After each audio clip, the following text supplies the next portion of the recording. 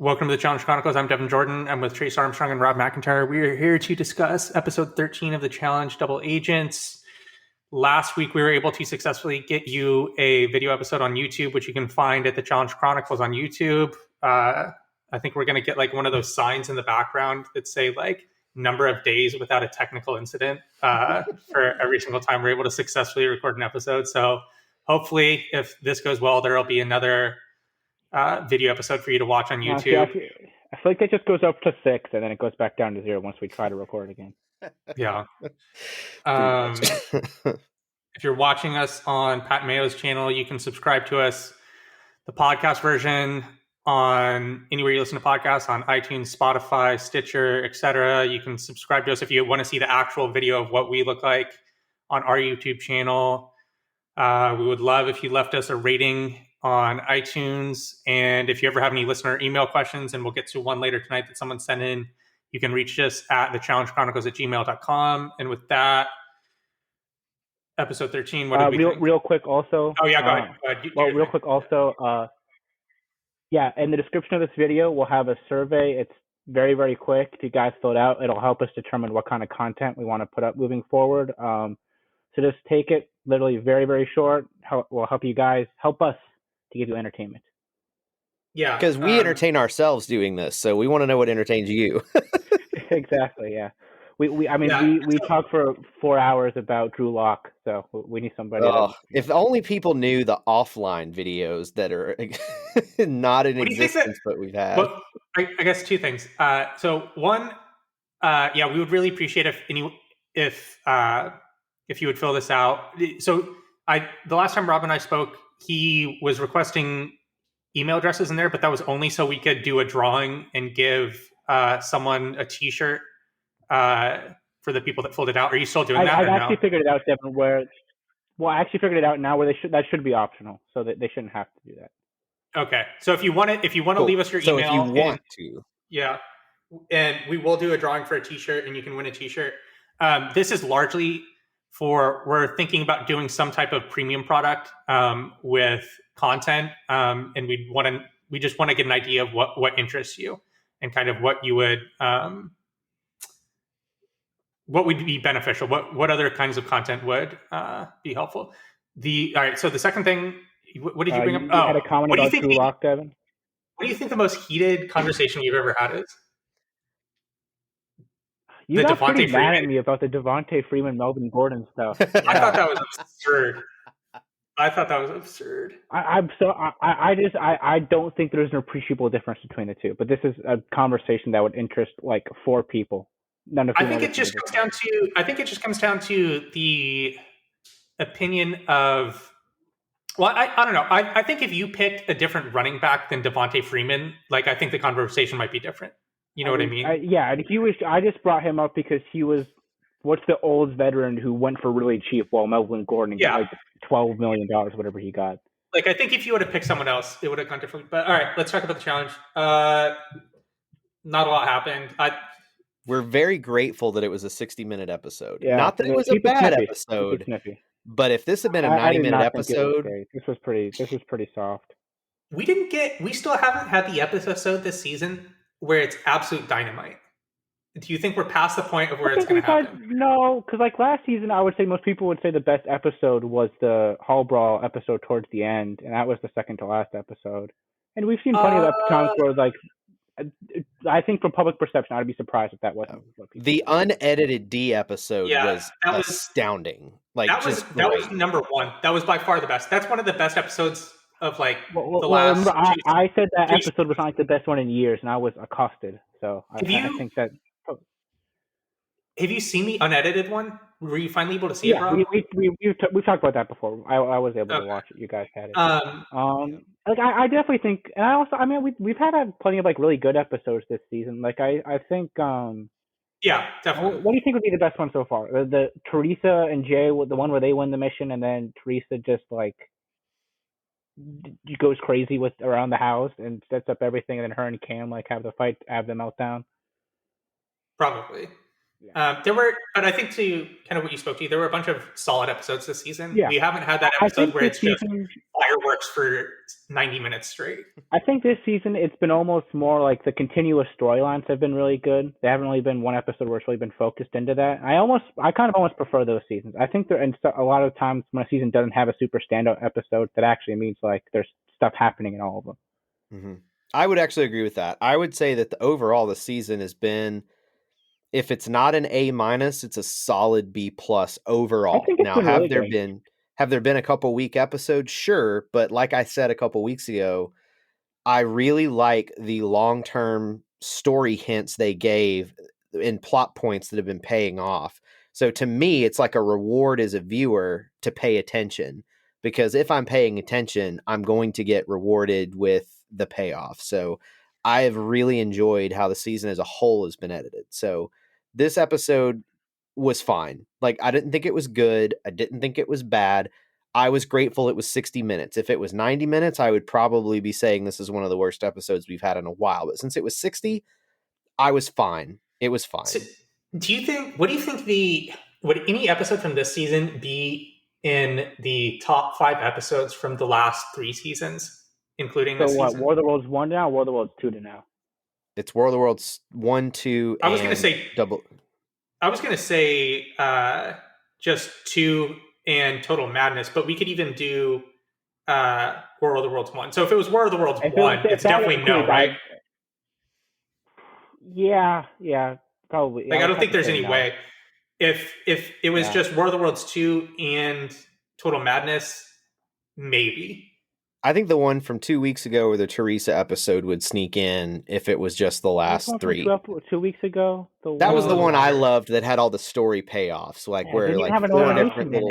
Yeah, I forgot about that. I know, and that's why that opinion of mine is not popular, and I get it. So like the vast majority are going to disagree with me, and I'm fine with that. If we threw "Is that episode the best since War of the Worlds 1" in that survey, I have a feeling I would lose. I would lose. I like it. 2 Brenner accounts in there. Maybe that's it. I think he said since War of the Worlds 2, right? Not War of the Worlds 1. No. I said War of the Worlds 1, and then we got into the Laurel episode discussion before our technical difficulties. And after thinking about it, I went, you know what? It's not as good as the Laurel episode, but it would be right underneath it for me. I think War of the Worlds 2 has 3 episodes in a row that I really like, and all the rest of them I don't like that much. And then we still need to do. Total just has like weird spike episodes kind of scattered throughout. Yep, you've got the Johnny West episode, you got the CT episode. The Johnny West episode's like that. See, I loved it, but that's me. That was a long time, 20-year viewer getting a payoff, and I was it's so overindulgent to me. Like, it felt like the show was loving the show itself too much instead of just giving me a good product. We still need to do a top 5 episodes of all time. I've advocated for that. I think that's one that we would probably just have to. Do we put a viewer poll on that one or no? Who cares? No, I think let them say what they want to say. What does the survey look like? That's a lot. I feel like a lot of people don't remember specific episodes as much as they just remember a moment and don't even really remember what episode it came in. And then also like big poll. We have a lot of filtering I have to do. I feel like we just bring 2 other experts on and we just have a 5-way debate on it. We'll have some people to hash that one out with. I think I can think of 3 immediately. Oh, I have a ton I could think of. That would be for me and how I watch the show. I could have a list of like 20. I think my list would be large, and I would have a hard time paring it down. It would take some time and research. Like off the top of my head, I could probably say the episode that I like the most from each of the past. Definitely a past wild season. But don't you have some that are in a tier that you would feel like you would? Oh, it would be hard. I'm not saying it wouldn't be hard, but I'm just saying a lot of people I feel like just remember moments. They don't really remember what else happened in that episode. Yeah. Because, I mean, everybody remembers the Johnny backpack moment, but the rest of that episode was it was okay. The rest of the episode I think is really good because that's also the episode where Sarah and Laurel attempt to throw the mission for the Grey Team. Yeah. And it's the mission where it's the Riot Shield mission where it's Derek versus the rest of those guys. Yes, it is. No, because Bananas was already eliminated during the Riot Shield mission.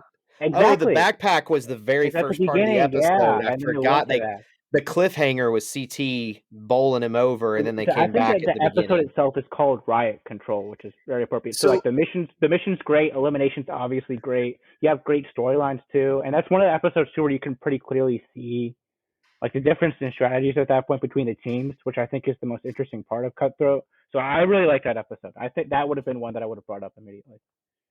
So what's the elimination at the end of that episode? They don't have one at the end. They set up the Paula Emily elimination, and that's also the one where Tyler beats Derek, but they don't air it. They just air it on the final episode. Did Nani get one of the all-time best edits at the end of the episode here as she wins while they played Bon Jovi? And that was pretty awesome. She wins while they play Bon Jovi in the background, and they give her pretty much living on a prayer, no less. They give her the perfect feel like angle. One thing we need to. They make her look like Chris Johnson shaking someone in open field as she puts the ring on her side. We need to make sure we have the original cut episodes from War of the Worlds 1 to now, because I think the music has been so good on the initial running, but then they have to repurpose it in with just whatever they can find for free online. And I think they even edit out some scenes in some of the re-release content. So from World of Worlds 1 to now, I think we need to prioritize getting HD quality versions of the original release episodes. Yeah, sadly, my versions of World of Worlds 1, there's a few that are dodgy because of my recording software. So it's very disappointing. I know it is disappointing. I've tried watching them sometimes. Total Madness, I have. So like that one's wrong with it. The DVR that's on my upstairs, for whatever reason, randomly throughout the show, it will just stop and stutter and then catch back up. And so you miss like 5 seconds here, 10 seconds there. And it's just friggin', I don't want to say the name of the company because I don't want to get sued, but the quality of their DVR is great when it works. So here's what do we think we want? Do we want to just present how we solve these kind of dead episodes going forward? Because I have ideas. Go ahead. Sure, right, do it. This is Rob. We'll have producer Rob saves the challenge here. So what I think going forward, I think Skull Twist, I think it's been somewhat played out. I think we move on from that, and instead, when we have these missions, what we do is we award points based on how people perform in the mission. You know, back to like Battle of the Sexes 2 or Battle of the Seasons days where people got points and create an inner circle. But instead of using that to create the inner circle, players are then allowed to use those points to buy advantages within the game. So like you could buy a switch partners twist, you could buy like mix up a different team twist, you could buy a double vote, you could buy to cancel somebody's vote. You know, you come up with plenty of different things to solve this. That way, it gives everybody incentive throughout the season to perform in these missions, because we've seen so many missions where I don't blame the cast for not performing because there's no reason for them to. And then or missions where it only matters who comes in first. So all the rest of these positions, like if I know I can't beat CT and Cam who are in first, why am I going to continue trying? So I think implementing something like that going forward, where it's not only an incentive always to perform in the mission, but it also rewards everybody for, like, it rewards second, it rewards third, it rewards fourth, it rewards everybody for participating in it. I think Jeff Probst cried a little just there. I think so very too. Proud of you. The fire tokens, he was very happy. It's exactly what he would say too. I think it's a good idea though, candidly. Yeah, because I think there does need to be some way that the producers incentivize people to win on days where it doesn't necessarily benefit them to win the elimination, right? Or excuse me, not the elimination, but the mission. Because we've seen, and like with this episode, I mean, who didn't think Gabby and Nani were going in as soon as we started the episode? No one. There was not a single person that thought that a skull was going to get thrown in. Big T could not get thrown in. So literally, it was Nani and Gabby. So yeah, the only two TJ women dragging the left. cast. I'm like, dude, like this is it's like so many things in life where it may look good on like from the initial 2-second glance at the idea, but once you implement it, it has 1,000 unforeseen consequences. I will say that as much as we talk about Anissa's physical ability when it comes to the final, I definitely felt like a little bad for her at this episode, especially how I did too. Especially after she talked about how she doesn't want to like go back and watch the season and get dragged, and talked about how no one wants to be her partner. And then they showed that repeatedly, even Kyle at the end, about how he was dreading being partners with Anissa. So that kind of sucks for her. Yeah. That Yeah, was legitimately funny though when that happened. Like I felt bad for Anissa. I know I make fun of her a little bit and affectionately what my nickname is for, but I did feel bad because it's obvious that like the it's show also and just making such a a final means tired something to her. storyline. Like we know Anissa's not good in finals, but it like comes up so frequently. It's like it's just not an interesting discussion point. You know what was interesting though that I found from that whole deal? The fact that on 14 seasons she only went to 2 finals. Like I could have sworn it was more than 2, but she was very firm that she had only been in 2 finals. And then I looked at it, I was like, no, she's right. It was dual 2, Yeah. and it was Finals too. yeah, that's it. She doesn't even She has been participate. nope.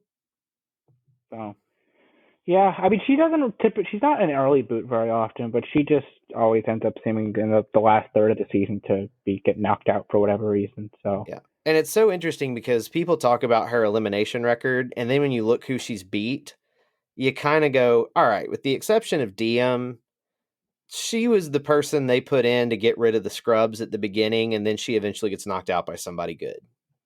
she's kind of how there's always those teams that people will talk about like, oh, they like play up or play down to their level of competition. I feel like Anissa's the opposite of that. She beats who she's supposed to be and loses to who she's supposed to lose to. Yeah. I agree with that assessment wholeheartedly. She is properly rated. Yeah. Because what's her most surprising elimination win? DM. Or, like what's her biggest accomplishment?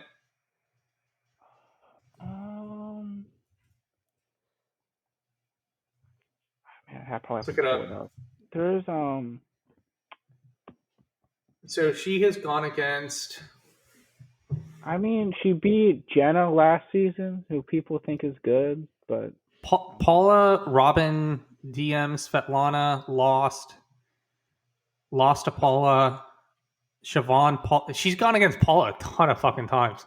Siobhan, Paula. Somehow they're never rivals on the season. She beat Tori. That's not bad. That's saying that's something. true. I mean, Tori was a disaster in that elimination. She was. Was it the one on the duel where you kind of have to just use the chains and go like this?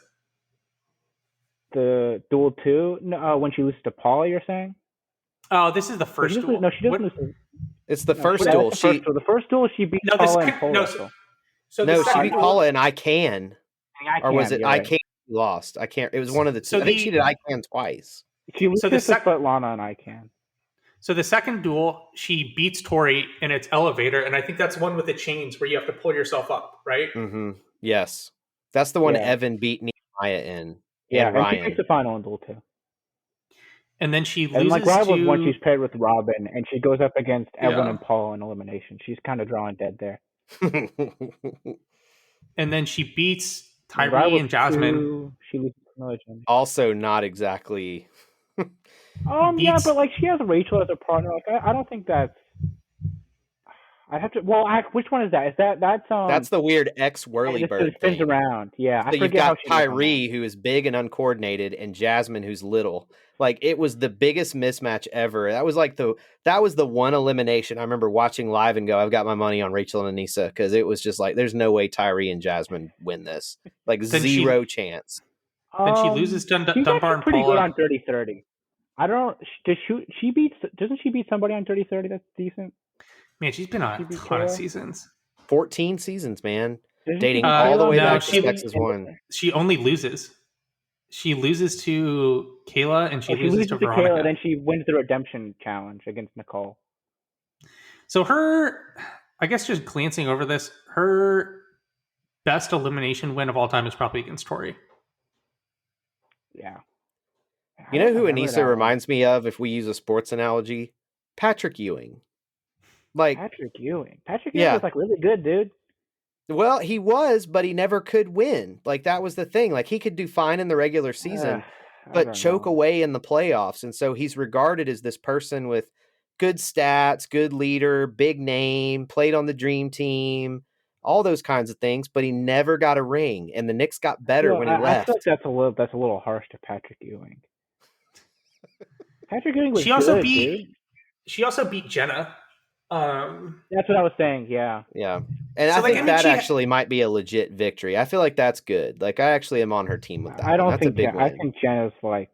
I don't know where people rank her right now, but I've always felt like her record's really inflated. If you look at who she beats absolute She has scrubs. actually gotten worse the longer she's been on the show. Like she Like I mean, started off she goes well. up in that pole wrestle against Devon, and Devon absolutely tortures her every round. Yeah, she's okay. Yeah, because like she was really good on Battle of the Bloodlines, which doesn't But mean she beats much. absolute scrubs on Battle of the Bloodlines. She Well, that beats whole Camilla's season is cousin. She absolute beats scrubs. Christina So in an she elimination was that's all about height. And then she beats Kellyanne like some wacky dizzy elimination that has no predictive the value. baseball bat thing, yeah. And then she and Jay make the final as the layup, and they appropriately lived up to their term in that final. Or maybe I should say Jay lived up to that term. Jenna looked like she was at least going to try. Jay was not going to try. And then to me, she was fine in Dirty 30. It was only after Dirty 30 when she hurt her ankle that she started to get worse. I mean, she loses to Kayla in an elimination. That's where height's a pretty big factor. Like that's not great. She doesn't really win any missions that season either. She only wins one that I remember. She wins the one where you just have to run straight, which is like the one thing she's like decent at. Like she doesn't win any of the other missions that season. I don't know. Like, and she wins the redemption challenges, but it's her competition in those. Like she's just got so much size. I mean, that is her one thing where she does have size on most of these girls. But she's just never been somebody I've been that impressed by. She does not use her size well, though, because Laurel uses her size well, whereas Jenna does Yeah. not really utilize it that I mean, well. even So like I would agree Tori, with like that. I think Tori has a lot of holes, but I think Tori's really good at like generating physical contact and like she knows how to use her size. So do you think I was going to ask if there's been any speculation for the next season of the challenge. But Very, do very, you, very tentative. They have so delayed it a little bit from what I've heard because because COVID of, regulations might be lifting. So I think they're pushing it well, back a tiny bit. also, how much of an overlap do you think they went with the OG season? And I think they could care less about that. I think they Really? look. I hope not. I would I hope that don't think they so. push it back. I don't I, think it's a pushback because I don't think it's because they don't care about the OG season, but MTV primetime cable is different than premiering at 6 a.m. on a streaming network. Not so that it's not of importance, it just means that they're not going to sacrifice their moneymaker for that. so do we know? So I'm under the assumption that the OG season will be released week by week, right? Yes, I because would, that's what they're doing for with the my real world. purposes, that would be better. But I mean, I kind of hope that they just drop it all at once. We watch it straight through, and then we do like a 20-hour podcast. Nope. God, I hope not. We've done that. It didn't go well. I can't handle that again. We'll have to How like, long was that I'll episode? have, It was like 4 hours. 4 hours of torture. we'll have It's to have a painful. bullpen ready to go, and we can like call in Logan and Pat and whoever else wants to be like on retainer for when we Tag. break. Yeah. Do a I run listened. in. I feel like I listened to that episode a while ago, and it wasn't that bad. Like relative to a lot of our other episodes around that period of time. Yeah. I think there was a period of time where one of us dropped out for like an extended period, and you were just like, "Keep going." Probably me. So I felt bad. I actually thought this would have been a good mission too. It's just like the cast has no incentive to try. So Fessy's in a really good spot here. This is what I wanted to talk about. He's in a good spot here because he knows that either woman that goes into elimination this episode will claim him as a partner. Why does everybody want to be partnered with him? I think he's the worst of these guys in the final by like a decent margin. Yeah, I actually think Nani made a mistake and should have stayed with Kyle. She should have taken Darrell. Yeah, that's also so would have been really smart, dude. I thought about that too. Like, I wonder why. Why is the perception Fessy like such the desired candidate here? Yeah, I thought about that too. I wonder if that's a perception of just the women or of the house as a whole. You know what I mean? I don't know. It's weird because it's Nani and Anissa who have done so many of these seasons, and there's so first of all, you got Darrell and CT on the table, both two people who have won multiple times. You've got Kyle and Corey who are the other options. They both beat Fessy in a final last season. I know it's screwy circumstances, but Corey outperformed him at every leg. And then also we're in Iceland, so we can be pretty confident this is going to be a cold final and at high altitude. Every single time you're at a cold, high altitude final, you do not want somebody with his build because they always struggle. You have Zach on free agents. You have CT on XS1. You had Fessy himself last season. Like people of that build really struggle when you're on high altitude and you're cold. I don't see why he's like why people are keep picking him. And Nissa's like that upset about losing him. I don't get that at all. I think that it comes down to the alliances in the house. Okay, I really do. Number one, we saw Nani and Cam are working together, so she's not going to take CT from Cam unless Cam tells her to do it. I don't think she's going to, grab Leroy because Leroy and Casey are doing great. He was also double agent, friends. so she couldn't have picked him. Yeah, and then you've also got the Darrell Amber situation. Darrell and Nani have never been on a season together until this season. Like, what's her relationship with Fessy? She at least has done a season with him, and it's also probably part of the alliance she's a part of. Like, hey, we need to get Fessy has a closer away. bond with Anissa and Amber B. Like, I would. Well, you would think that, but at the end of this, I think it comes down to they said, hey, listen, Fessy, we don't want him to run the final with Anissa for obvious reasons. Pick him. And I have a feeling that's probably how it went down. Wow. If that's the case, I think if you're on the show and you're in her situation, you should be playing to win. Like, I don't think you should be like. I would have picked Darrell and not fought personal relationships. There's certain times where I can see where damaging that is of negative value to your life more so than not winning the show would be. But I think when you're in a situation where it's hard for me to believe that it's that drastic of emotionally damaging, where she's not prioritizing just getting the best competitor on her team. I think if she's with Darrell, I think she would have like a legit shot. Whereas with Fessy, I don't see them doing well at all. Honestly, if she had picked Darrell, they become the favorites, like hands down to me. I would thought CT and Cam over them by a little bit. I think CT slimmed down enough now where I don't think he has issues in this setting. Seems like he's gotten a little heavier since the start of the season, though. If you go back and watch the first episode, so I feel like I saw a clip of the first episode. I think it was when they did the flashback of CT's decision to not pick Cam as a partner at the beginning of the season. He looks noticeably more slim than he does now. Because how many weeks later are we? Probably 5 or 6. Yeah, so a month and a half later. He's going to film pretty quickly.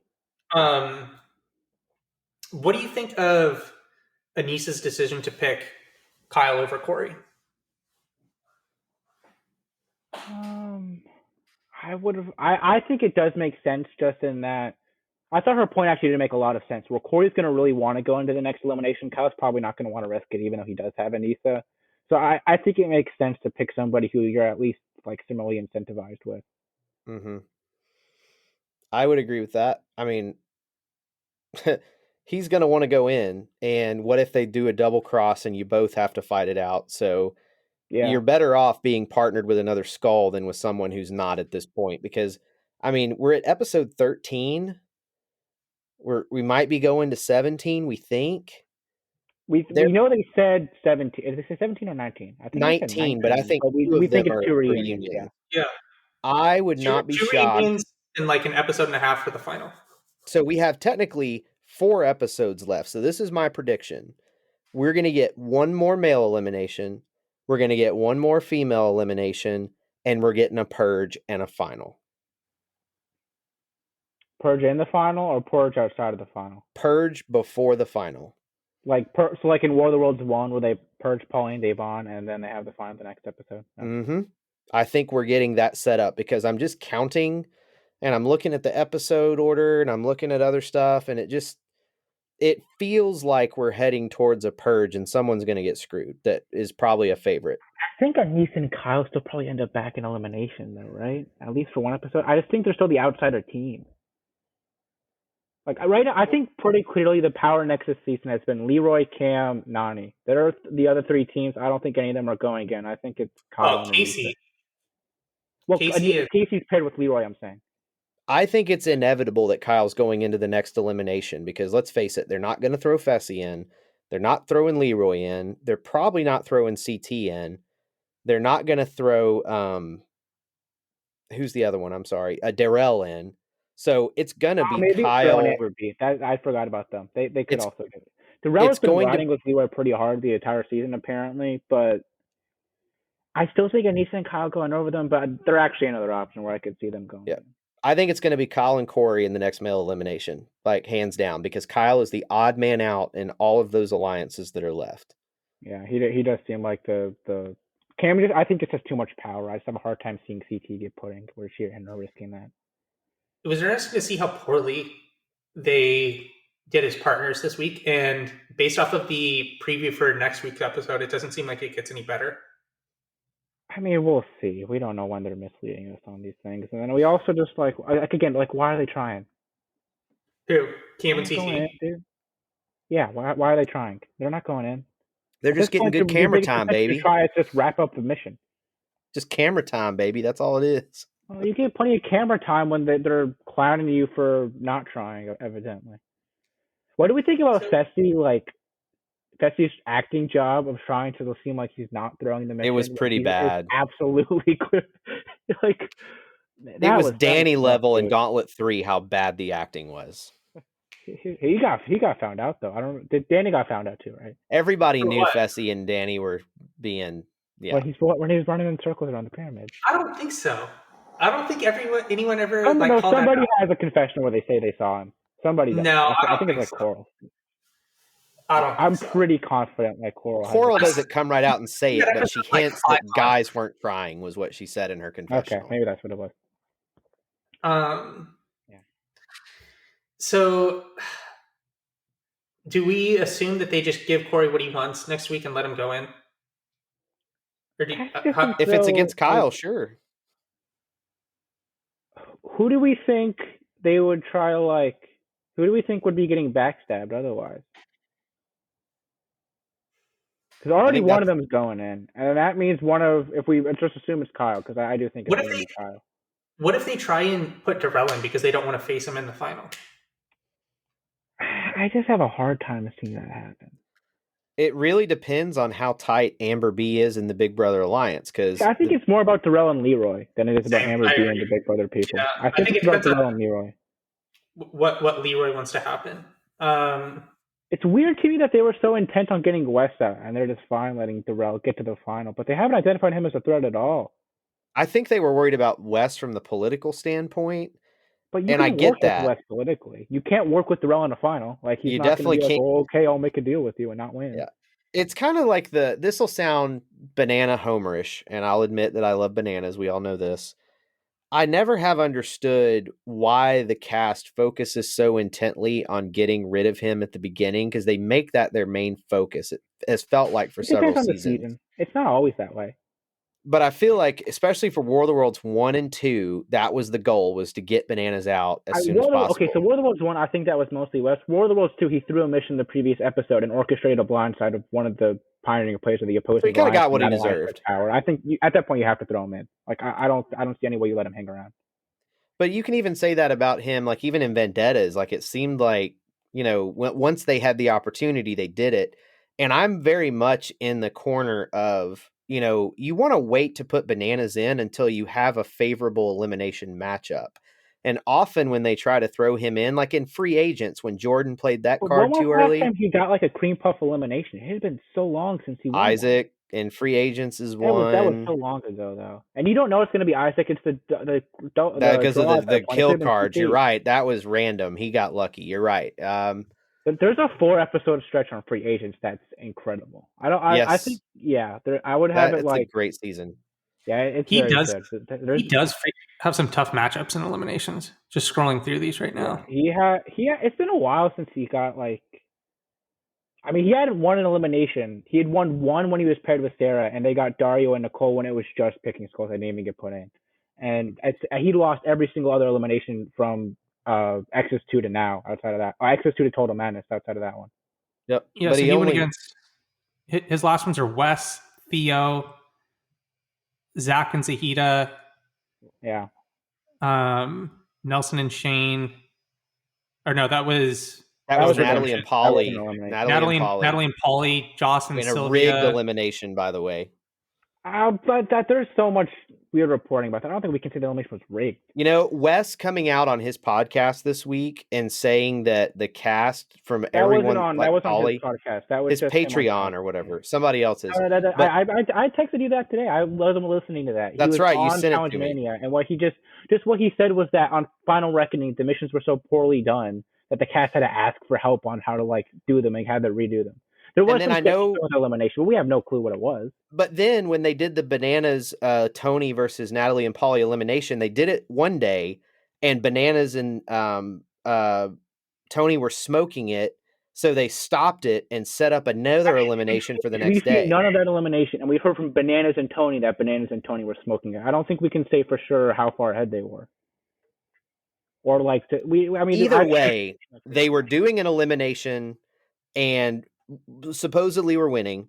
They stopped it and then come back the next day with a completely different elimination, with an elimination that was more equalized, which is why that whole friggin' season is hot garbage and stuff like that. Like, just it is a think the steamy equalizers pile are of bad. I shit just in the think there pile are of the so many challenge. things that are bad on seasons. Like every season has problems, pretty much. What was Final Reckoning is by far the season with the. I would rather sit through Sexes 1 again than sit through Final Reckoning. Like, I am dreading when we cover that. I just can't get through it. It's so bad. So all right. I really don't mind Final Reckoning. I think Final Reckoning definitely has its moments. What was this elimination between Riff Raff and Johnny like? Give me the It was a breakdown. joke. It was a joke. putt, and Riff Raff is like It was Riff Raff. putt. It was It was putt like putt. putt, and then also Riff Raff to that point had left the show like on 3 different occasions. He just left and people couldn't find him. So Like, he went to a concert. What does he do? He like tosses his club to the side and like jokingly tries to use his head. Clearly, just like He did not care a lick about that show. Like, none. We need to cover that season to some extent because that season is such a mess. Like you have To versus CT. You have Camilla hitting the producer with the golf cart. Like it's a weird season. Little Romeo getting his bodyguard to like attack Zach. Like that season's just such nonsense. Who wins that season? Bananas, CT, Johnny, Emily, and Emily. CT. Yeah. The final's actually not terrible. The Stars don't win a mission the entire season. No, it was bad. And then the next season, they had Brooke Hogan, Hulk Hogan's daughter, on it.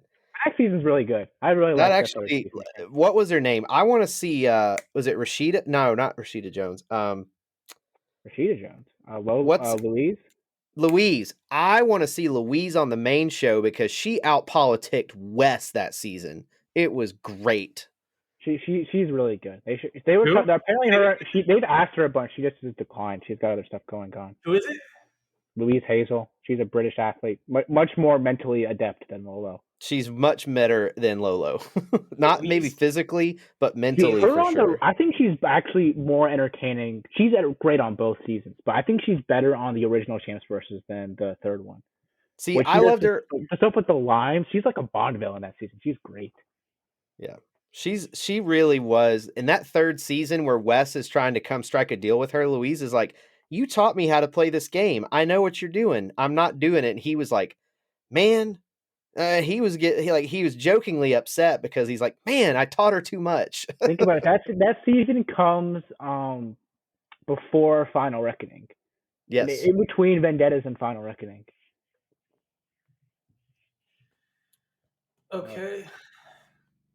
All right. So with these confessionals, like, these people have been in the same outfits for so many of them. Do we think they didn't film enough? And after the season, they said, Kyle, CT, Cam, like, a few of you guys come around and we need you to film a few more of these? Didn't they do that in Inferno 3? They've done that a few times. Yeah. I know that Inferno 3 was... The one time they did it, and you can clearly tell, was on Dirty 30 with the Camilla incident when they have CT and Johnny come in. But with this season, I really think, because, like, Kyle has been in that little brown jacket. CT, he's done so many confessionals where he's in that black jacket. But they're also just dressed in a manner where they think they had an outfit and they asked them to wear it every time. I don't know that there's that many. No, maybe. I think it would be less likely this season than in other seasons that they would ask them to come do it just because of COVID. You know what I mean? That's a good point. Especially with Kyle too. He's British, so it's probably harder to bring him. I don't think so. I mean, it's not like last season where we saw Bear in the same exact outfit 3 episodes in a row. Maybe even longer in that Hawaiian shirt. Remember? I just think. I mean, every episode Kyle's been in that outfit. Like he had confessionals in that outfit in the preview episode. I think he was just doing the character and wearing the outfit. Like, I really do. Usually you can tell by the context of how they're talking, and I just don't get that vibe this season. If they filmed them in post. Yeah, I just don't. I think everything was filmed on location. Like, do I think though that when they were eliminated, they might have done a longer confessional interview and had them reflect back on the whole season and fill in some gaps. Absolutely. Like, I think it's entirely plausible that before they sent them home from Iceland, that they filmed some extra confessionals. Like, I would buy that. I really liked Cam too, like doing Leroy and Casey's math equation for them from the other cell. And Yeah. TJ got all pissed at her about it. Like, they're fine with people getting. And TJ got mad at her after the mission and was like, "Oh, your partner tried, but you didn't." I mean, she's at least doing something. And you guys they're fine with them ganging up on some of these missions, and other missions it's not allowed. I don't see why. Like, why? There's some missions where it's specifically designed where the cast is supposed to gang up on one member, and then there's other missions where they do that and they're like, "Oh, that's against the rules." Like what are we doing? Rob, this is a different outfit that he's wearing. So he's worn this shirt before. He wears this shirt quite a bit. Him and Devin wear this shirt. And the one with the brown jacket? Yeah. And the white turtleneck? It's not a turtleneck. So if you go back and watch it again, it's like a It's like a ringer shirt like that has like a. Yeah. I'll have to look at this more intently. I know which one you're talking about. He has that like turtleneck with the blazer that he's worn quite a bit. Yeah. Maybe he just has very similar outfits, and he's been deceiving me this entire time. All right. Yeah, I feel like by the amount, the percentage of time that we've talked about the actual episode from this week has been very small. I feel like that's a good indication of what we think of this episode. What overall? Good for Nani. Let's just talk about Nani for a minute. I know we mentioned it at the top. I mean, she really did get, like you said, the hero edit. I mean, when they had her jumping in slow motion on that third grab as the swell to Living on a Prayer happened, was actually pretty good. I actually give them a lot of credit. Like, I did not think Nani had it in her mentally to come back after being down 1-0, because she's not I don't think she's won a single non-partner elimination before this episode. Because the other seasons where it's right. like she never went in elimination on free agents that I recall. No, she didn't. And then the only other non-partner season she did would have been the Battle of the Bloodlines thing where you had to compete by yourself, but her sister competed. Last season War of the Worlds too, and she lost her eliminations of both of those. She lost to that. She lost to Smashley. That's right. I think this was her. She loses to Melissa.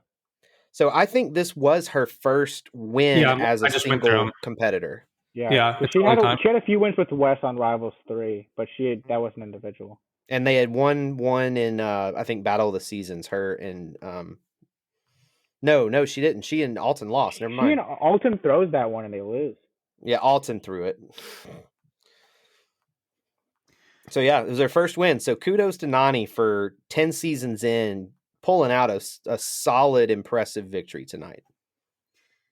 Rob, do you think that they should randomly put a hidden immunity idol in the house? What would be the purpose of it? It would be the Tyler Perry idol. And so you just play it after you're voted in? If you go into elimination and you get knocked out and lose elimination, you can play it and come back in. I do not think that will occur at any point.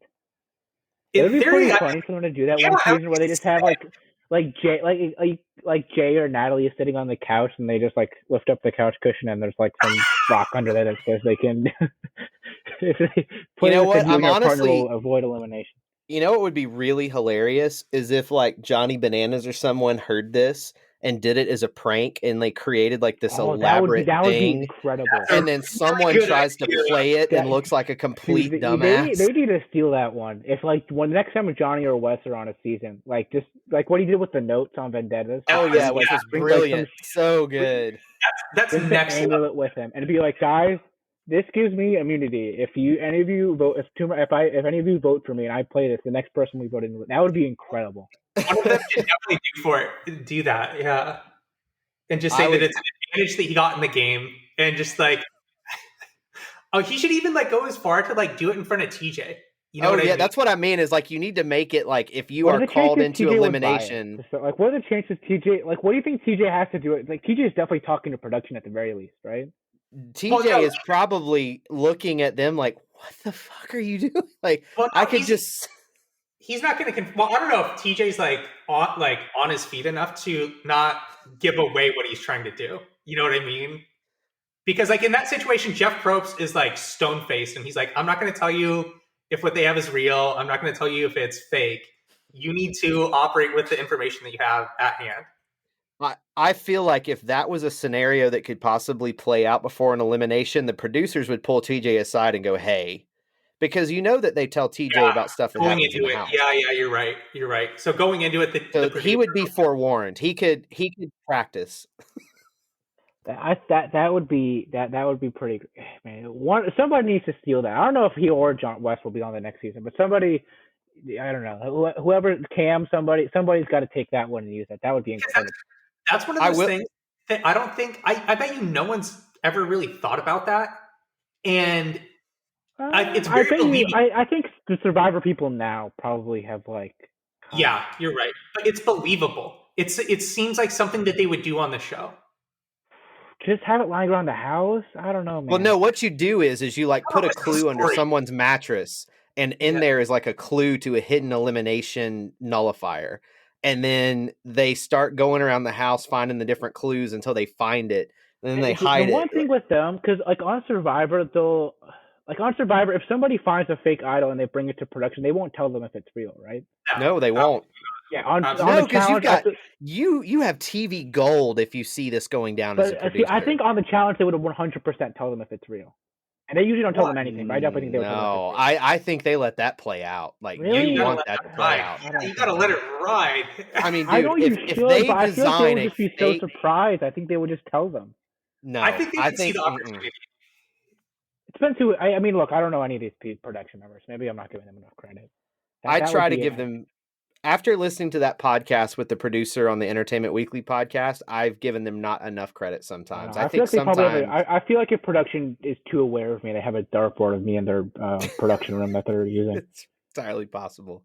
But the other thing about the elimination that cracked me up is that when Anissa picked Kyle, watching TJ trying not to laugh at the situation was hysterical. Go back and watch TJ's reaction.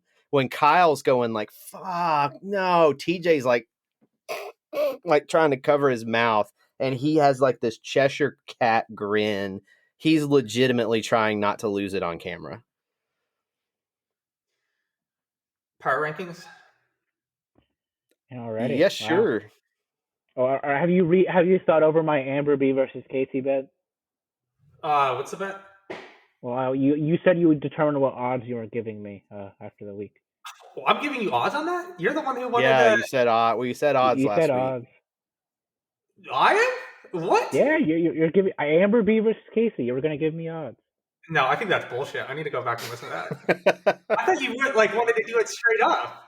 That's what you said. You said Amber because you were clowning me for having. You said you would give me odds. You said you would think about what odds you would give Rob. Yeah. So think about and actually give odds. Yeah, I'll think about it. I have literally thought zero. Come on, dog. You got to give me odds now. One of them's gonna get knocked out next episode. I thought less than 0 seconds about that over the last week. I'll think. I'll think about it this week. I promise. Did you put out Cam versus Casey bet in the document? Yeah, it's there. Line 12. The Cam versus Casey one? Yeah, it's right there. I'm looking at it right now. Okay, we should make this. I'm not doubting you. I hadn't looked at it. We should make how much? Look at it. I would not take this bet for the record, but what would your odds be for Anissa not to come in last if she runs the final? How many people are what in the kind final? of odds? It doesn't matter. Anissa is in the final. How do DQs count? Anissa just has to finish higher than someone else in the final. Well, I'm saying if somebody DQs in the final, is that considered last, or is that considered just not even placed? No, the person who was DQ'd is considered last. Yeah, so, but Anissa, if she finishes higher. When was the last final that there wasn't a DQ?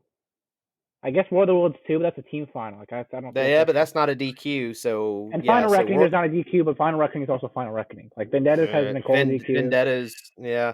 Dirty 30 doesn't. There's no DQs. Invasion doesn't. Rivals 3 doesn't. I guess there's actually more that don't. I think X's 2 was the last you're right. DQ. X's 2 has the JDQ. Mm-hmm. And there's a lot where they come close. I guess War of the Worlds 1. I mean, you have the 2 DQs and Hunter basically dies when he's trying to get eliminated. Those are definitely whatever. But yeah, if you were to say, what would your odds be that in the final Anissa finishes higher than last? Plus 175, plus 200. I don't think it's that high. What do you think, Devin? I haven't been listening. What's the question? He's searching something now. I can hear him typing. Yeah, what's the prop bet for Anissa to not finish last in the final? Like, what are the odds you'd give me? Like, I don't want to take it. I don't think it's that bad, honestly. I mean, they're in pairs. Like, there's stuff that happens, and like she's good at other stuff. Besides, like obviously her endurance is a problem, but like she's good at the other stuff. Where if there's like a puzzle purge at any point, like she can win that easily. These people suck at puzzles. I just don't think she can. Puzzles at this point.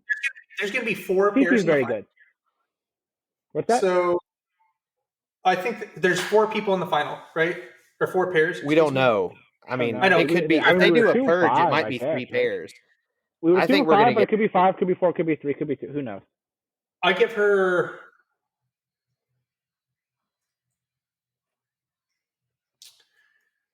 like 10% to not finish in last. That's ridiculous. 15%. That's absolutely bet on that right now. We could like that. That's ridiculous. It's 25% chance just off the bat by pure chance. If there's 4 pairs, I think there's going to be 5. Well, I think we'd have to assume 5 personally. I think we'll start with 5. So if 5%, if 5 pairs, that means there's 20% chance. But like there's, I mean, I think 10% is crazy. No, 20%. I don't. Like you think there's Trace? You don't think that's crazy? A 10% chance, a 10% she doesn't finish in last. Oh, yeah, wait, I think that's about. Yeah, I guess that's what I'm saying. Yeah. Yeah, what I'm trying to say is like, what is the odds that she finishes something other than last in this final? Yeah, I guess I'm thinking about this, right? Yeah, so it's 10%. She has a 10% chance to not be last place. Hold on. She has an 80% chance. There's like a 40% chance somebody DQs, and like that could be her, but I would say it's not.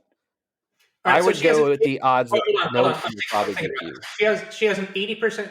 So off the bat, she has an 80% chance. By pure chance. Yeah, I would need to think about it. I don't think she has a good chance. So, I mean, especially when you look at the other people left in the cast too. Mm-hmm. There's not really a scrub left. Somebody DQs. If DQs count, there's also these purges where it's not endurance based. It could be a puzzle. It could be whatever. Like I mean, like Cara Maria gets knocked out of War of the Worlds 1 because she loses the puzzle.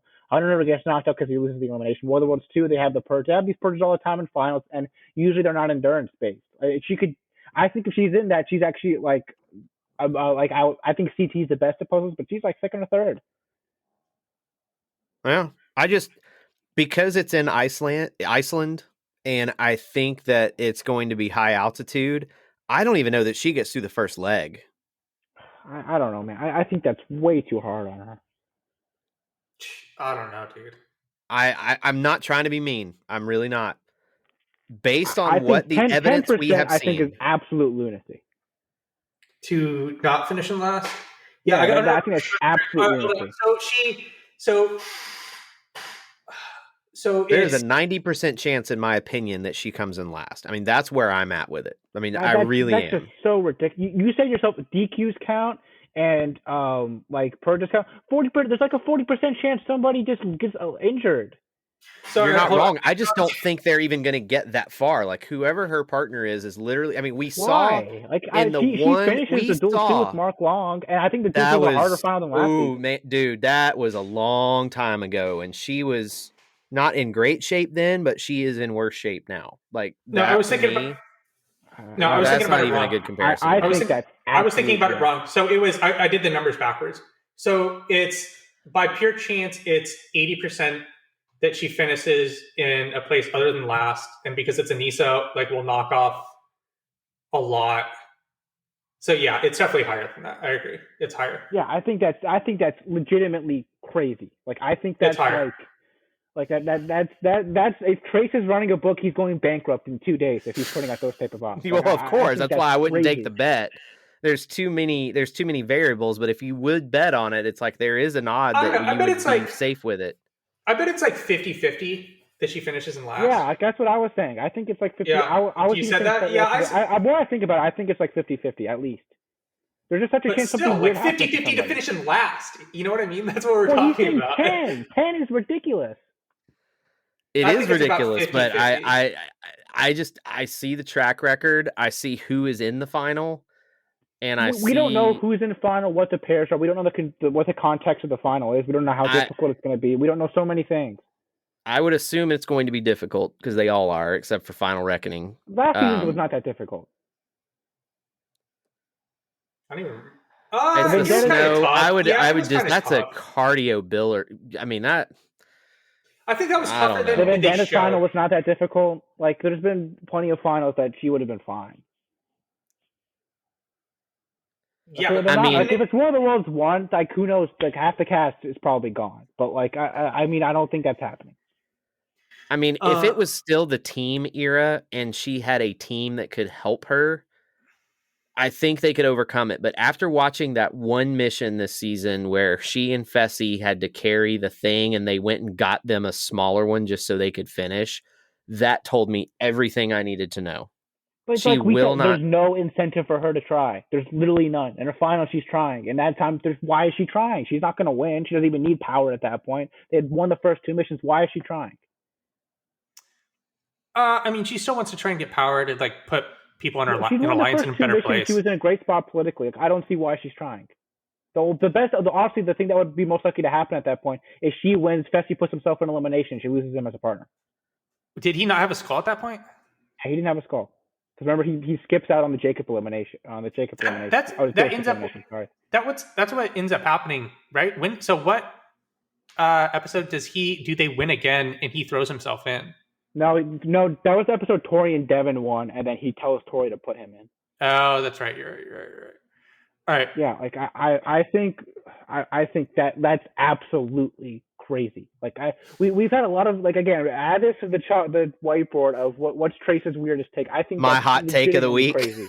The crazy hot take of the week. That was like when I was scrolling through my phone the other day and saw Kawhi Leonard at 40-1 to win NBA MVP, and I bet it's legal now for us to bet here, so I bet a decent amount of money on it. That's absolute lunacy. All right. Fair enough. Rob, go Power rankings. I'm keeping mine the same. I don't have any changes. Yeah, well, there's no new. I mean, none. I think it does change a little bit now. Because around partners. So the Fessy Nany partnership intrigues me because Nany did perform. I think they have no shot. I don't think they're going to win. They have a chance. I don't think that they're winning.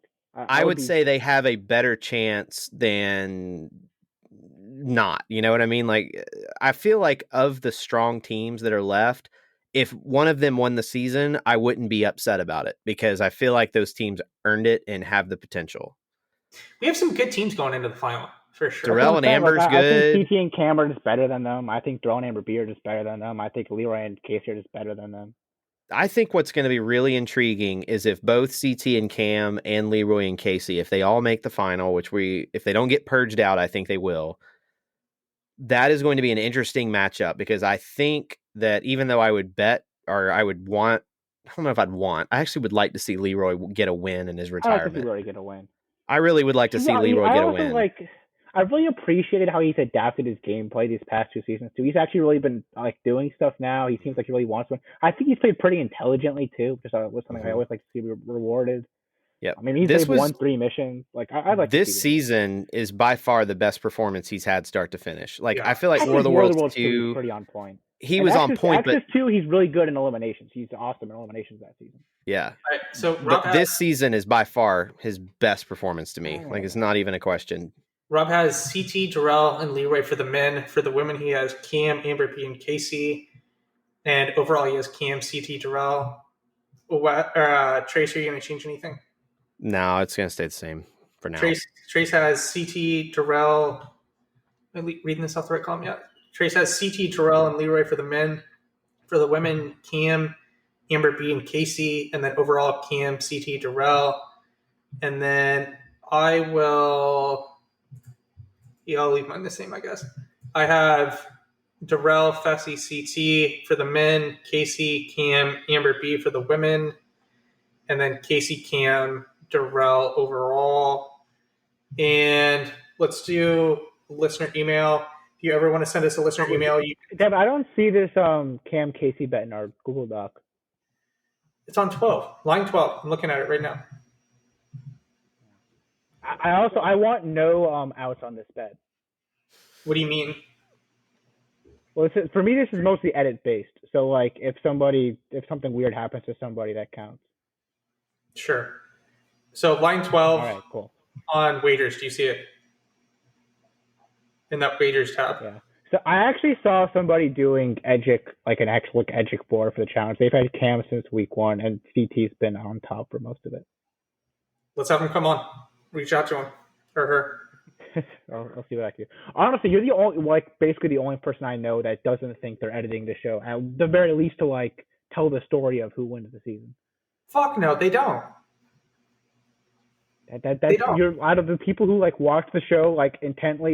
You're legitimately one of the only people I know. They're building up a narrative in their mind. They're going back and after the fact trying to make sense out of noise. That's what's going on. That's not entirely the only case, season, and I will maintain this. The only season where I have felt that the winner was telegraphed was last season, because everything they were doing made it seem like the Johnny Bananas redemption story.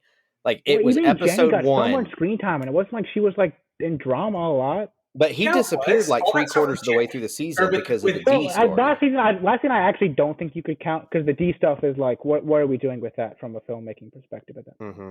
I think from episode 1, I knew Bananas was winning. It was just the way they edited it, and they had him and Wes. It just felt like Devin, legitimate. You're the only person I know out of the people I even asked people about this. They even think that they're not going to edit it in some fashion so that the winners are satisfying for the viewer. You're the only person I know that thinks so. They don't though. Gauntlet 3 is the raging. I think that's crazy. It's crazy. No, it's not. To make it so, you're saying that they edit it in a way to make the winner look good. That's what you're saying. I'm saying that they edit the story in a way that the winners they tell the story of the winner in a satisfying way for the viewer. No, I don't think so. We can go back and look at this. Here, let's pull it up right now. We've done this before. Yeah, we haven't done it season by season before. I would say Rivals 1, even though Johnny and Tyler win, the story there is CT Adam the whole season. That's the story. But the main character doesn't necessarily mean that they were the winner's story.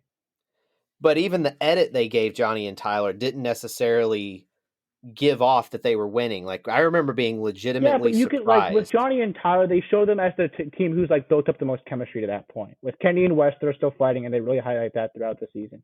With CT and Adam, they're kind of being pulled back and forth, and they're kind of the typical dramatic team that gets launched right before the end. Hold on, I'm looking something up. War of the Worlds 2, I don't see that. That's another one where they're clearly highlighting the story in a way to favor one side over the other. So for the first War of the Worlds, guess where Turbo gets an incredible heroes edit throughout that entire season. They're adding in visual effects to all of his special moves. They do that in War of the Worlds too, and he gets thrown off the show. Visual effects to his stuff. They did. Kind of a villain on totally did it in War of the Worlds too. That was totally the thing that they do for Turbo, the fucking fireball where he shoots it out of his knee. But that's also after they've established that in War of the Worlds 1. They do. I'm telling you, he gets they make him look really good on World of the Worlds 1. The World of the Worlds 2, it's a lot different. I don't buy that. I don't think they edited him that way in World of the Worlds 1. So before World of the Worlds 1, it's Final Reckoning. I mean, we'll see this season, right? You said this about Leroy and Cam at the beginning of the season. We'll see if they win. I've had Cam from day one, yeah. But I think both of you, the first episode, Leroy and Cam, you thought that they were editing them in a way. Well, I don't think Trace. Leroy number one after episode 1. You said that you thought that they were editing. Here, let's look. Yeah, you did say that in episode. No, I remember I said I would take Cam against the field at this point after episode 1. I still feel pretty good about that. I don't think I did. I was not a believer. Yeah, Leroy number 1. I think I'd have Cam CT at I'd have Cam CT at 70% at this point, 20% Terrell Amber B, then 10% something else.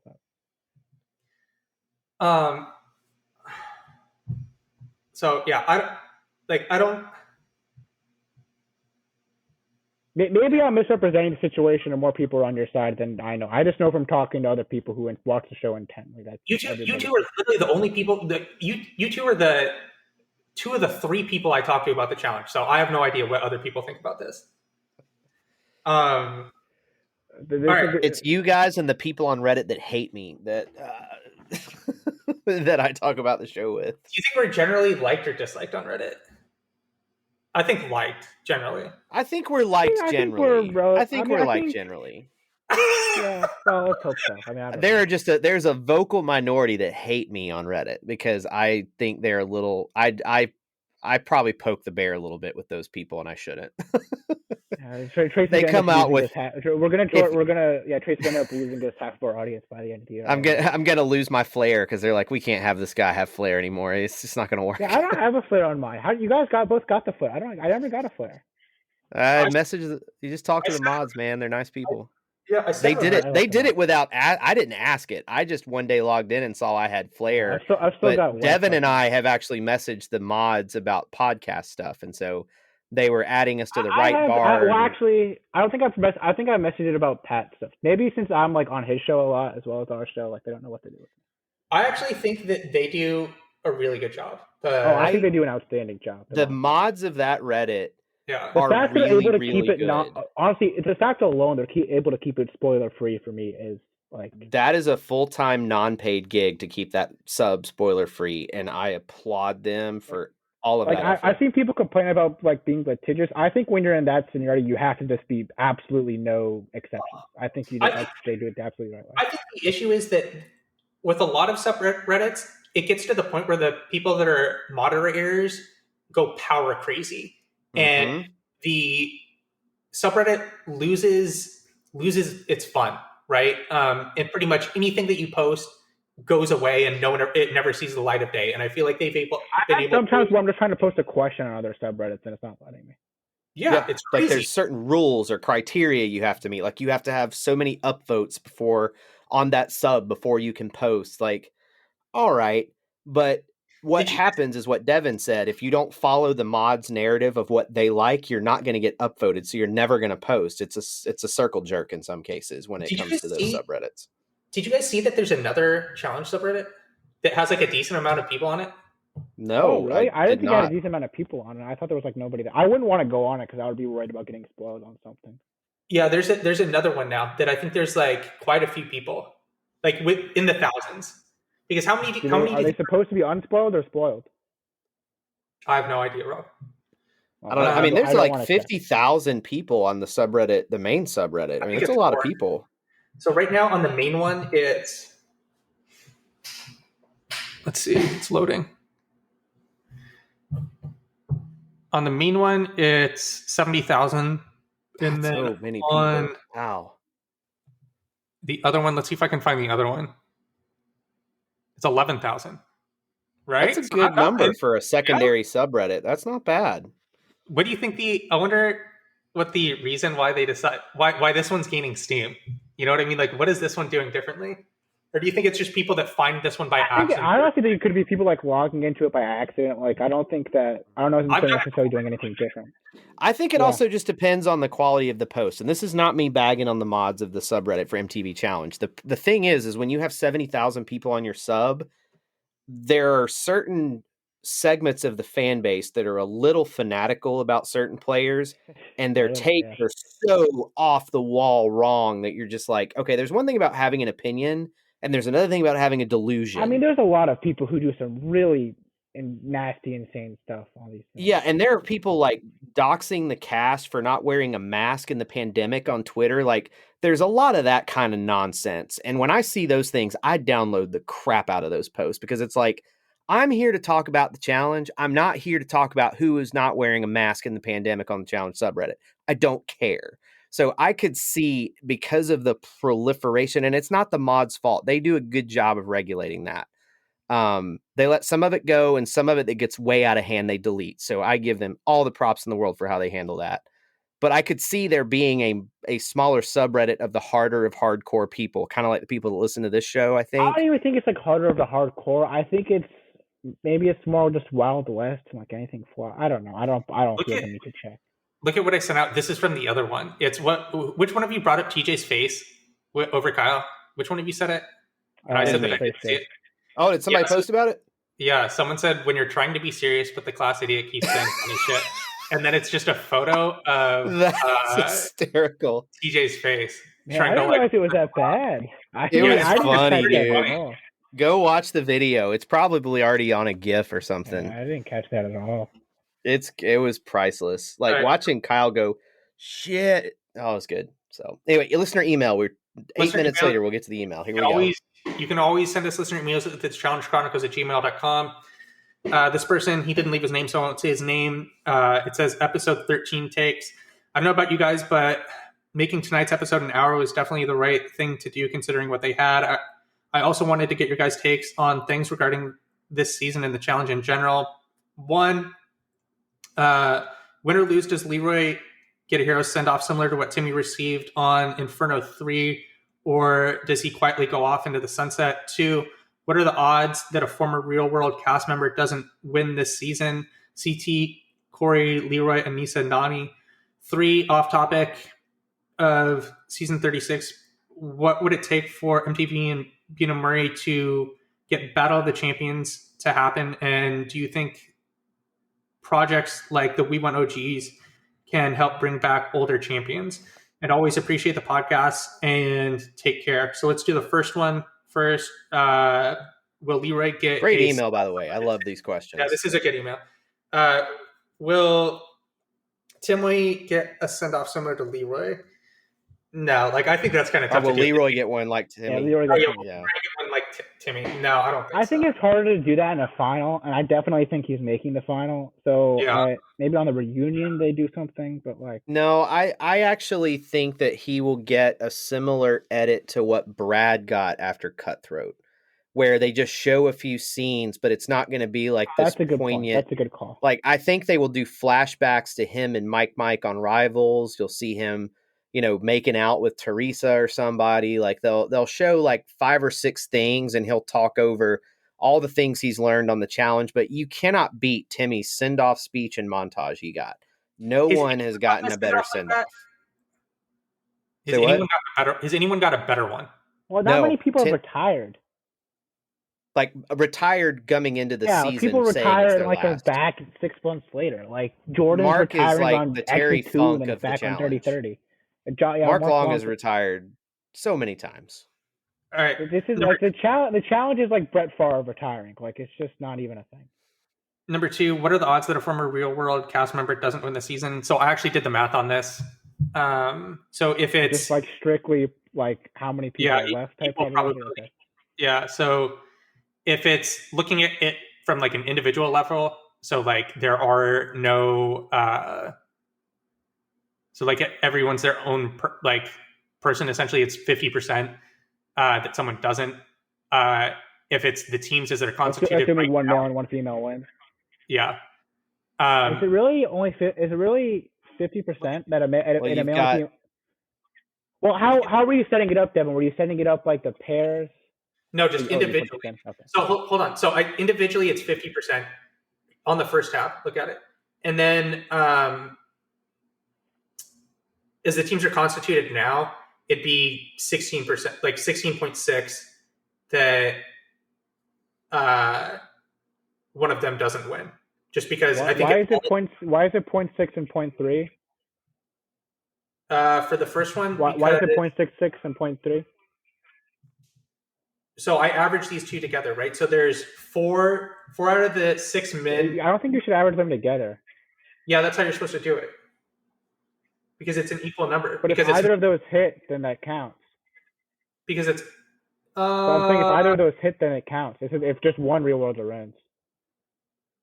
So you should take 0.3 of the remaining of the Real Worlder to win. How do you do that then? Like the easiest way to do it for me would be to build out every single outcome that could possibly happen, and then just take how many of those outcomes. I know that's what this is attempting to do, right? So is it 4 out of 6 men have been on Real World? Yeah, Fessy and Darrell are the only 2 that haven't been on Real World. Oh, and Kyle, so that's 3. 3 of the 6 currently have not been on the Real World on the what male was it side. for the women then? Nani, Anissa. no, yeah, Nani, Anissa, and that's it, right? All right. So if it's 3 out of the 6, Because it's 6 and 6, so that would be 50% if it's individual. so if it's 3 out of 6 for if it's 3 out of 6 for the men, that means there's a 50% chance that a man will win, right? That's from And Real then World, yeah. if there's a 2 out of the 6 women, that means there's a 33% chance, right? And there's going to be a female winner and a male winner, right? And then you would average those two together. You wouldn't What's average the them. And average? why would it be any less than 50? Because it's just a Because there's only a 33%. you have to go through the permutation. There's only a 33% chance. I'm pretty confident this is how you do this. Look into it after, but I'm pretty sure this is how you do this. There's only a 33% chance that a woman would win, right? And so, yeah, it's a 50. So Rob, that last one, it's not the odds that one of them will win. It's an odd that one of them won't win. Look at the formula in Q28. Because I'm subtracting it by 1. 28. Do you see what I'm saying? That doesn't make any sense. Why? That's the odds that one of them won't win? Correct. So the odds that okay, let's think about this logically. that was So the question. there's a 50% chance a guy. Wait. There's a 50% chance a guy from Real World wins. Correct? Yes. We all agree No, with that. it's Trace, wait, Trace. We agree with that, right? No, it's 4 out of 6 men have been on Real World. So We just whatever said it was that. 3. Kyle, Fessy, and Darrell haven't. Oh, that's right. I forgot Kyle. 3 out of 6. 50%. So there's a 50% I was chance. wrong. We all agree with that outcome, correct? Correct. Yes. How can it be any less than that? Because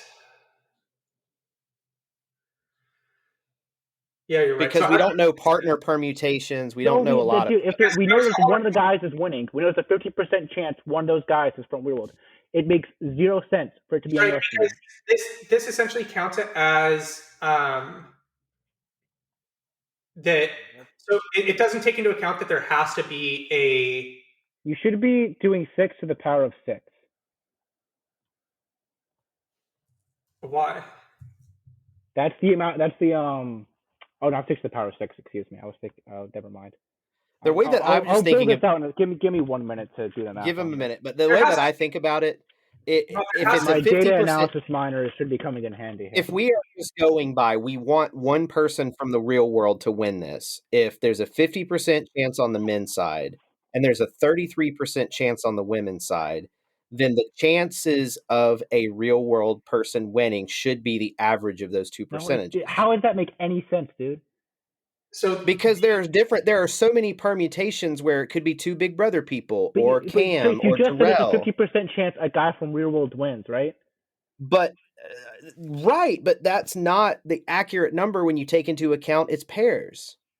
But if one of those guys is still winning, right? One guy is winning. We know one guy is winning. Right?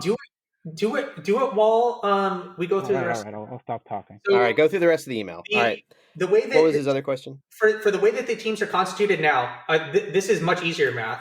It's 83%. It's 83%. All right, we'll say 83%.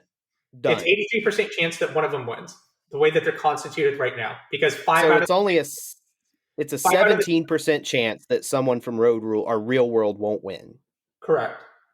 Okay. Right. So the third question, I don't even fucking remember it at this point. Off topic of season 36, what would it take for MTV and Fiona Marie to get a Battle of the Champions to happen? And do you think projects like the We Want OGs can help bring back older champions? Yeah, I definitely think it could. I mean, I think that's one of the main reasons. I don't see why they would do Battle of the Champions. I just don't see what's the point. You know what they do it? They do it as a Paramount Plus show with a smaller cast. Done. They've done Champs versus seasons, and the last 2 seasons of Champs versus weren't all champions on the Champs side. Like, that's just not something they'll do. Well, with an OG type season, it's possible, because if you shrink the cast down to, I don't know, 18 to 20 people, there's a lot of champions in recent seasons. There's not been a whole lot of repeat winners in the last 7 years. or last 7 Oh, seasons. I would disagree with that a lot. Jenny was especially on the women's side. There hasn't been that many winners. I said yes. I definitely agree as far as them using it as a way to bring back older people into the season. Like I think we're definitely going to see that. I think we're definitely going to see people from this upcoming OG season. I just don't see okay, we're not going to bring Tina back because she didn't happen to be on a winning team at some point in one of these early seasons. That seems crazy to me. But that's why they do a couple OG seasons and then they do a Battle of the Champions, and you've got, the Battle of the Champions, you can just do a random pick on whose team they're on at that point, or however they're going to do it. That's not because I mean, right there, not something that makes that champions. It's not only something that they don't value with the way they format the show. It doesn't make sense for them to value a champion on the show. Really. I mean, so the thing is that some seasons were 9 people win, some seasons where one person wins. How these winners are determined is very fluid. It's not like Survivor where the format's consistent. I think that's why it makes it easier for them to do, right? It's a larger pool for them. It'd be easier to do. Yeah, that's why I think it's there's just so many seasons of the show that one season they're gonna be like, screw it, let's just do it. We'll do we even talk about champions in that way? I just don't think that's I think the cast does. Champs Versus was the name of the show. The 2 of the 3 seasons, they're casting 10 people. 2 of the 3 seasons, they weren't all champions. I think that's a different thing, though, because they were just getting a paycheck for charity. They are not competing for $500,000. There was zero incentive. There is zero incentive to go on Champs Versus unless you just want to be back on the show and maybe get cast. If there was no financial, right? There's no way they won't get appearance fees. They're getting an appearance fee, but put someone like Landon in. Like he said, the reason he didn't go back is even his appearance fee wasn't enough to cover what he made when he wasn't on the show. You're distracting me from doing math, by the way. Normally, I would very happily take, but. So, I just real quick on his question, and we'll get his math done, and we'll wrap up. So, when I think Battle of the Champions, to me, it's a no-brainer exclusive for Paramount Plus with the We Want OGs thing, because you could do a 3 or 4 week filming thing, and you could get CT. It's basically the War of the Worlds 2 men's cast. You could have CT, Zach, Bananas, Wes, They're doing this with more modern Jordan. competitors. But see, that's the thing. You could really mix it up and do the modern. So if you were able to get CT, Wes, and Zach, and Bananas, and Jordan, and I'll even give you trying to think of something, Frank. Sure. And then you cast Mark Long, Derek, Darrell, you could get a cast of 10 male challenge champions that would be really good. And there are also enough varied female champions. I mean, there's Jenny, there's Smashley. You've got, Camilla's not an option. Honestly, I would be absolutely stunned if they did anything and if it was actually just all people who had won the show before on the cast. I would be very, very surprised. I think it just look at it from a logical perspective on their standpoint. They're not going to cast somebody who should be on the cast because they didn't happen to be on a winning team some point in season 11. I could see them do it. It would be a chance for them to dust off Katie Doyle. You know what I mean? And bring her she's back. She is a champion. But Julie and Tina wanted to do this season, and they're not going to cast them because they didn't happen to be on a winning team. They can be on another season. You know what I mean? It's not like this is not the last. Necessarily. You don't know when you're going to get that these people's availabilities are going to be necessarily. What do you mean? You don't. Julie wasn't able to do this season. You don't know when she's going to be able to do a season. She's ready to be on the cast, and you're not going to cast her because of this loopy format. They do that with all the time. They do that all the time, every season. But I think when you're going to a spinoff like that, I just don't. I would be. No, very skeptical. This is not a spinoff. This is a season. It's just a one shot. This is a season of the regular. I don't see it happening, dude. I'll bet on this. At some point that they do in all champions. What are we betting on for this? What's the how many years? This is a long-term bet. It might be a while. This might be 2 years. $100. $100. $100. How many years am I in the hole for this? Until this show ends. Until the podcast is done. What's the show going to end? What the show doesn't end? It's going to end within our lifetime. It'll end at some point. We don't know when, but it'll end at some point. We're $75 and $100 to be worth anything. Come on, Bananas are still the greatest. And then if he happens to win, it's going to be where the money's actually worth something. People, I think it's more likely now because people didn't think Survivor was ever going to do this too. It never, people never thought. A winner is so different in Survivor than the challenge, and it always has been. It's one person winning. I think it's harder. Format. I think what the argument you're giving right now makes it more likely that they do it. Completely agree. I would be. Kevin. I would be. I mean, the super fact that surprised if they ever CBS did it for Survivor, Viacom And there's a is huge success. streaming both of these shows. They have invested in a spinoff for the OGs. It is entirely plausible that if they do OG season 2, it's Battle of the Champions. Like, I could totally see that happening. Because you could even dust off a Dan Setzler. You could dust off Adam Larson. You could dust off several people that are OG-ish and then throw in a Bananas West CT situation too. Like, it's be so easy. So we're getting there on this bet. You guys keep distracting me with your bad take. my God. Well, this doesn't take that long. There's got to be a way to do this without like writing every single one of them out. Some person, I guarantee there's at least one person. I'm actually almost done. Give me one second. Screaming at the microphone right now. If anyone knows how to actually do the math on this, I know how to do. I know how to do it. I just need to type it out. What do you know? You don't. There's a way to do. There's a way to do the math for this without writing out every single permutation. There's a way that you don't have to do that. I mean, if you want to go simple, you could just say there's 12 people left, and of those 12 people, 50% are from the real world. So the chances of a non-real world person winning are 50%. Do you just take the higher number? Is that what it is? Is it 50%? No, it's not. So, I mean, it's 4 men and 2 women out of 12 that have been on the real world. My freaking calculator is taking so long. Oh my God. It's 75% real world to win. Okay. So pretty close. Okay. That's pretty good. Done. You were saying it was less than 50. Have you not figured out that sometimes I say things just to wind you up because it gets a reaction and it's entertaining? I have a feeling that if Trace ever starts doing these bets instead of Devin, I'm going to come out looking a lot better. Someone please. Why do you think I don't bet? The hot take is funnier than the bet. Someone please email the challengechronicles@gmail.com and tell us the correct way to do this. I bet you. Who was the guy that did statistics for us for a while? Sheriff. Sure, dude. He probably he's screaming at us right now. I know how to. I can't.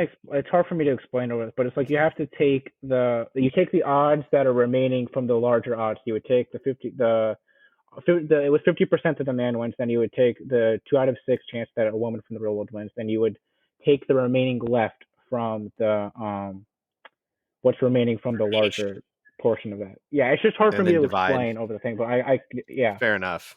I trust you. In all seriousness, I trust that, so we're good. All right, we got anything else? Buy a shirt at bigdubdiesel.com. That's dub with 2 B's. If you buy a shirt, tonight is still currently March 10th. If you buy a shirt in the next 48 hours on the site, it's 35% off. So if you're looking to get some merch, now is a good sale to do it. Yeah. And then just a reminder about the survey. If you could go take that, we'll leave it in the show notes now. We need to double check to make sure that link works. Last time when I put it in, I only got it to work on one of the episode descriptions. All right, yeah, we put it in last week's episode too, but we didn't make any announcements on it because we were kind of in a rush. It also didn't work for a lot of the episode descriptions, so if people tried to use it, it didn't work. Yeah, our hosting provider is absolutely terrible. I tried to get us to switch, and we could find one we liked better, but we would have paid more money for the same functionality, so we went cheap, and maybe we shouldn't have. It's terrible, and I sent them a message, and they were pretty much just like pound sand, like get out of here. Like no help whatsoever. Zero. Do people know the etymology of pound sand? Who knows? No, I just know that Zencaster's been great to deal with support wise. They've really been helpful. They didn't exactly give me the answer I liked, but they told me the truth. And that's all I ask for. If you tell me that, hey, your product just messed up, there's no real excuse for it. We're sorry. We'll do better. We're actually doing bug fixes also to fix it. offer to help with Podbean. It's like, our product doesn't offer that, and then we're like, we have support, but not really. With Podbean, they told me to reach out to Apple iTunes, and the moment I read that, I'm like, get the fuck out of here! We're done. That might as well be like you telling me just delete this email. We're not helping you. I mean, it's like, okay, the logic of that answer is so stupid for those of you who are not in the technical world, because all Apple is doing is taking an RSS feed generated by our podcast provider and just rendering it, okay? if the link is not rendering, it's something with the RSS feed. I don't Like know. there's So no question that that's the problem. this is what's weird though. So there are some circumstances where the same link, right? The same description. There's one section of the Apple podcast app where the links will work. And then another section of the Apple podcast app, well, they weren't. So honestly, like it may be something with Apple. I have no fucking idea. Either way, that's the reason why the links don't work sometimes. Yeah. So But they will work on YouTube. So we'll have it on YouTube. So if you could please answer the listener poll that we're doing, that would be great. Winner will get a free T-shirt if you give us the email. If you could leave us a rating and review on iTunes, that would. I'm assuming random drawing, or are we gonna like do something else? I'll do my random spreadsheet generator that I'd done. So we could pick whichever person gives us the best little answer at the bottom. Then so we'll the just best argue for an content. hour and a half on the podcast about who gave the best answer. We argue a lot anyways. Like, well, this just gives us something to argue about besides Drew Lock and challenge statistics. Fair enough. We need to make this wagers tab public. I wonder who do people be supporting in these wagers? I really need to make up some ground. I really need to get like a groundswell of people emailing John Elway to keep Drew Lock in as a starter. This is why we're doing the premium content, folks, so that we have a Slack where you can interact with us directly and have these arguments with us. The interactions I've had publicly tend to be very polarized. Do you have a win yet? I don't think you do. I definitely have one win. You have. I have 4 wins. He had a big crash and burn. The thing is, the two people we were betting on, both were left in for weird circumstances. So they still last longer than the people that you had. Those were pushes. What I'm saying is, like, if me betting on Tori, yes, that was a bad bet, and I didn't even really believe it when I made it. I shouldn't have made that bet. But what I'm saying is, like, there was no ability for me to win those bets. With Tori? No, I'm saying there was no ability, because since Lolo and Nam both left for circumstances that were wiping the bets, there's no way for me to win the bet at that point. Yeah, because the bet was if Lolo makes the final, is she the favorite? And Rob said no. You said bet. Yes. No, I thought that was the bets were all like me picking one to outlast. Yeah, but you wouldn't have lost either. Like, I'm not counting those other ones as losses. Well, but the one Tori you're counting for me as a loss, right? Yes, because Lolo lasted longer. I know, but Lolo, there was no. What I'm saying is, there's no. We had agreed on a Cam versus Lolo bet, which I tried to get across, but couldn't. There was no capability for me to win that bet. Correct, but you wouldn't have lost, though. That's what I'm saying. You'd have just pushed. I understand, but any of these bets I could have made, I had no ability to win. I was only able to lose. I'm still mad that I didn't take Devin's Lolo bet, because I would have cashed on that one. No, I'm saying we wouldn't have, because she left for weird. No. There was another conversation we had where Devin was like, she's going to make the final. And I said, I bet she's not. And I should have taken it. I should have taken the bet because I had zero confidence. Huh? Would you count that as a winner? No. If the bet was to make the final, I don't know. I'd have to think about it. If the bet was, will X make the final? I don't care why they didn't make the final. If they don't make the final, you lose that bet. If we wipe the Natalie and Nam bets, I don't know why we're not wiping the Lolo bets. And if we're wiping any Lolo or any Nam bets, there's no ability for me to win the bet. So I think we would have, there would have been a conversation about it if Trace and I made that bet. And I think Trace's whole argument around Lolo this season was that she was going to blow up at a certain point. Well, that was my argument too. To be fair, Rob had the same argument. Didn't have the same mental capabilities to do it. So the only Lolo Nam bet that has been resolved that I won was the Trump one. Trump will not be present by Inauguration Day. Well, the Trevor Lawrence bet, I think the Trevor Lawrence bet I should have put more money on. I honestly hadn't even. Your take was like I hadn't even heard somebody give that take before that he was going to ask out of the Jaguars. Well, no, I thought there was a chance. So it was a bunch of different things. So it was that, and then I thought that there was a chance that he could go back to Clemson. Well, but that was all based on him just not wanting to go to the Jaguars, right? Right. When the bet was talked about, he thought he might not declare for the draft. Yeah, that was the other part of it too. And so that was really when I thought that I'd lost. I thought that I lost the moment he declared for the draft. But there's still a chance. I still think the Jags are taking him at this point. Urban Meyer would be stupid if he didn't. No, I mean, look, I'm not a drafting. I'm not going to pretend to have. Rob, have you heard the Chris Sims mock draft? Have you heard about this? This has been going around like crazy, hasn't it? I was just listening to it now. some of the most fire, like if you look at the quarterback rankings. Well, he had Wilson ahead of Lawrence, and he had Kellen Mond in his top 6. He had him like top 3, didn't he? He had him, He had him in 4. Wow. Was I it? mean, Was like, that, what really bothers me about this is he's clearly done the film work, and he's an NFL quarterback, so he clearly has experience in it.